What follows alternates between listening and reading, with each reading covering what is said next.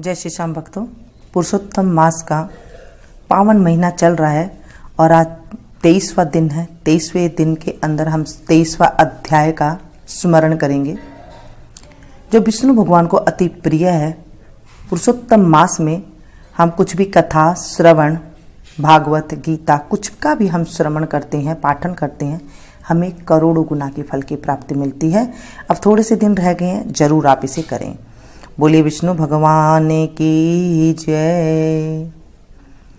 मान मेरा कहना नहीं तो पछताएगा, मान मेरा कहना नहीं तो पछताएगा। माटी का खिलौना माटी में मिल जाएगा, माटी का खिलौना माटी में मिल जाएगा।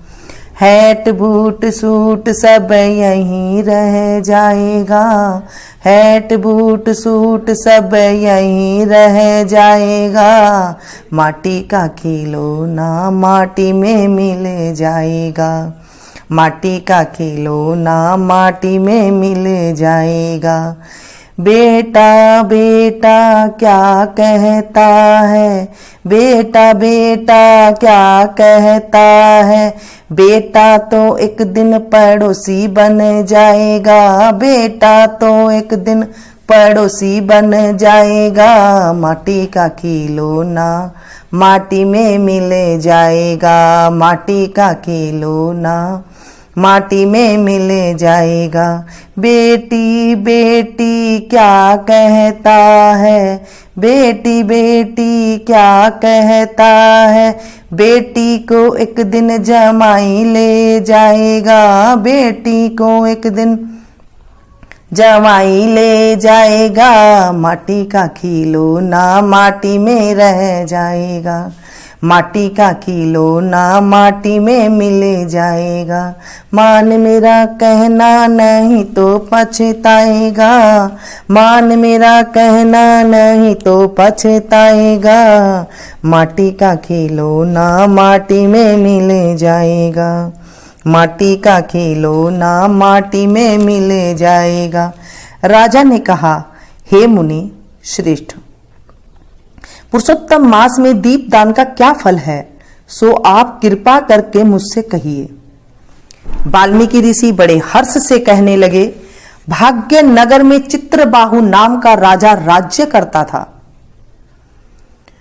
वह सत्य प्रतिज्ञा वाला, बुद्धिमान, सूरवीर, क्षमाशील, सब धर्मों को जानने वाला, शील रूप दया से युक्त, पूजनीय भगवान का भक्त था।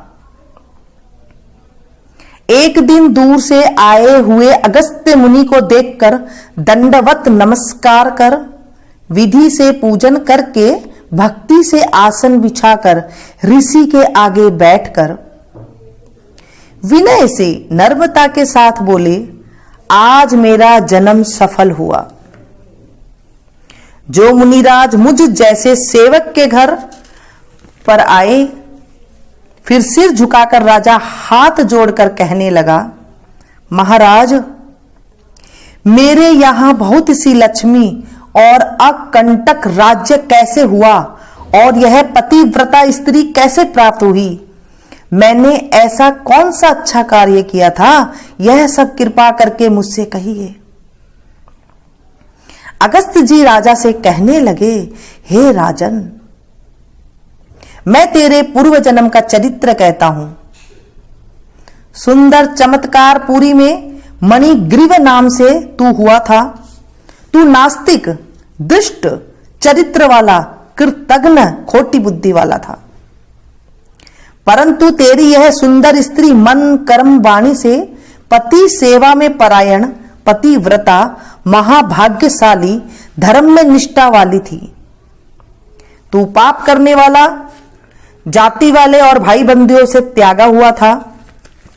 क्रोधी राजा ने तेरा सब उत्तर धन छीन लिया, फिर जो कुछ बचा था वह जाति के लोगों ने छीन लिया।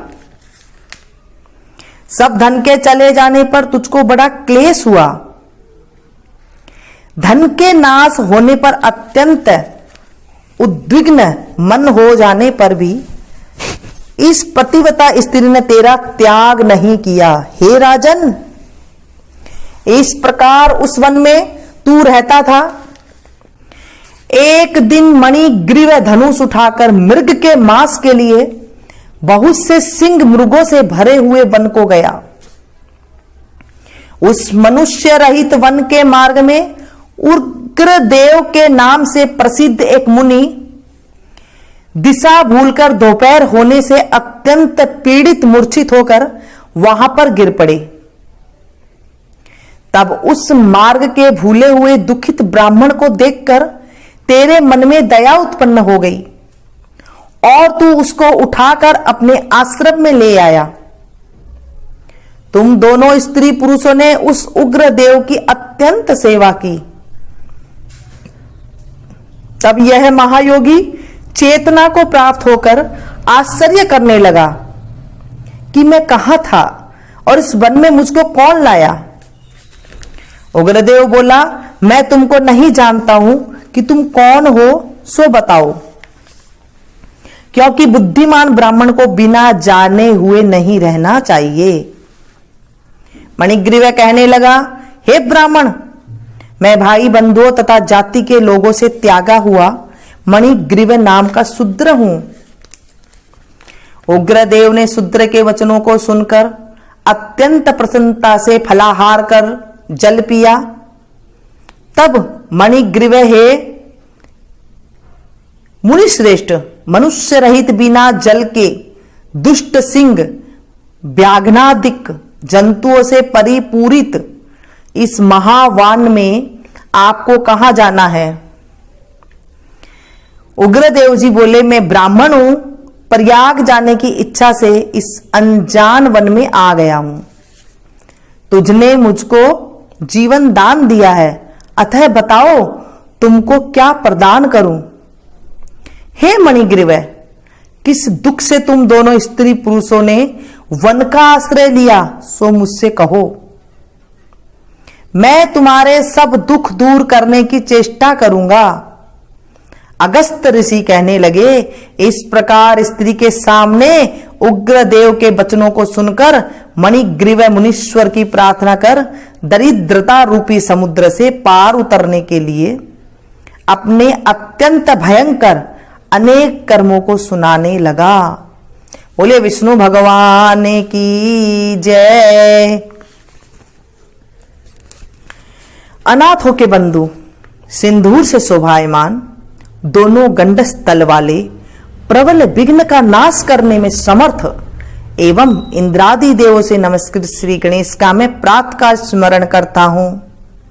संसार के भयरूपी महादुखों को नष्ट करने वाले, ग्रह से गजराज को मुक्त करने वाले, चक्रधारी एवं नवीन कमल दल के समान नेत्र वाले, पद्मनाभ गरुड़ वाहन भगवान श्री नारायण का मैं प्रातः काल स्मरण करता हूं। संसार के भय को नष्ट करने वाले देवेश गंगाधर विष्णुवाहन पार्वतीपति हाथ में खटवांग एवं त्रिशूल लिए और संसार रूपी रोग का नाश करने के लिए अद्वितीय औसत स्वरूप अभय एवं वरद मुद्रायुक्त हस्त वाले भगवान शिव का मैं प्रातःकाल स्मरण करता हूं। शरतकालीन चंद्रमा के समान उज्ज्वल आभा वाली, उत्तम रत्नों से जटित मकर कुंडलों तथा हारों से सुशोभित, दिव्यायुधों से दीप्त सुंदर नीले हजारों हाथों वाली, लाल कमल की आभा युक्त चरणों वाली भगवती दुर्गा देवी का मैं प्रातःकाल स्मरण करता हूं। सूर्य का प्रशस्त रूप, जिसका मंडल ऋग्वेद, कलेवर, यजुर्वेद तथा किरणें सामवेद है, जो सृष्टि आदि के कारण है, ब्रह्मा और शिव के स्वरूप है तथा जिनका रूप अचिंत्य और अलक्ष्य है, मैं प्रातःकाल उनका स्मरण करता हूं। ब्रह्मा विष्णु शिव सूर्य चंद्रमा मंगल बुध बृहस्पति शुक्र शनि राहु और केतु, ये सभी मेरे प्रातःकाल को मंगलमय करे। भृगु वशिष्ठ क्रतु अंगिरा मनु पुलस्तः पुलह गौतम रभ्य मरीचि चमन और दक्ष, ये समस्त मुनिगण मेरे प्रातःकाल को मंगलमय करे। सनत कुमार, सनक, सनंदन, सनातन, आसुरी और पिंगल, ये ऋषिगण षडज, ऋषभ, गांधार, पंचम, मध्यम, धेवत तथा निषाद, ये सप्तस्वर अतल, वितल, सुतल, तलातल, महातल, रसातल तथा पाताल, ये 7 अधोलोक सभी मेरे प्रातकाल को मंगलमय करे। 7 समुद्र, 7 कुल पर्वत, सप्तर्षिगण, 7 वन तथा 7 द्वीप, भूरलोक, वरलोक आदि 7 लोक सभी मेरे प्रातकाल को मंगलमय करे। गंधयुक्त पृथ्वी, रसयुक्त जल, स्पर्शयुक्त वायु, प्रज्वलित तेज, सप्त सहित आकाश एवं महतत्व, ये सभी मेरे प्रातकाल को मंगलमय करे। इस प्रकार उपयुक्त इन प्रात स्मरणीय परम पवित्र श्लोकों का जो मनुष्य भक्ति पूर्वक प्रातकाल पाठ करता है अथवा स्मरण करता है अथवा सुनता है, भगवत दया से उसके दुःस्वप्न का नाश हो जाता है, उसका प्रभात मंगलमय होता है। बोले विष्णु भगवान की जय। पुरुषोत्तम मास का पावन महीने में आज के दिन सप्तमी तिथि की दान सामग्री है मिश्री, किशमिश। 35 चीजें ले सकते हैं, इन्हें आप दान में दें। मंदिर में जाकर के दान दे सकते हैं, विष्णु भगवान का मंदिर है तो वहां पर आप दान दे सकते हैं, किसी पंडित को दे सकते हैं, किसी जरूरतमंद को दे सकते हैं। ये पावन महीना के कुछ ही दिन रह गए हैं दोस्तों। अगर आपने अभी तक स्नान, दान, श्रवण, पाठ नहीं किया है तो अब जो थोड़े से दिन बचे हैं उसमें आप जरूर करें, क्योंकि इसका फल अमोघ है।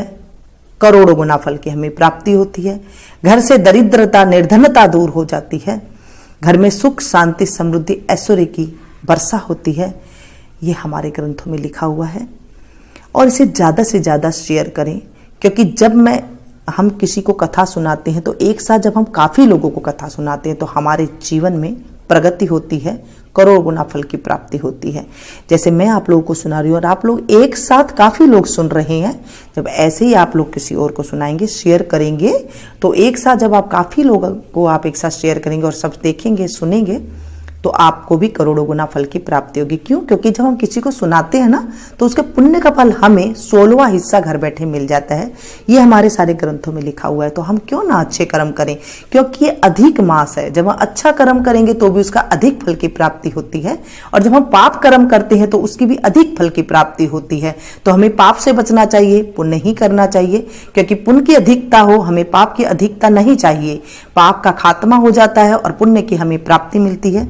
ये थी छोटी सी जानकारी, और इसे ज़्यादा से ज़्यादा शेयर कीजिएगा। मिलती हूँ फिर से एक नई वीडियो में, नई जानकारी के साथ, नई अध्याय के साथ। तब तक आप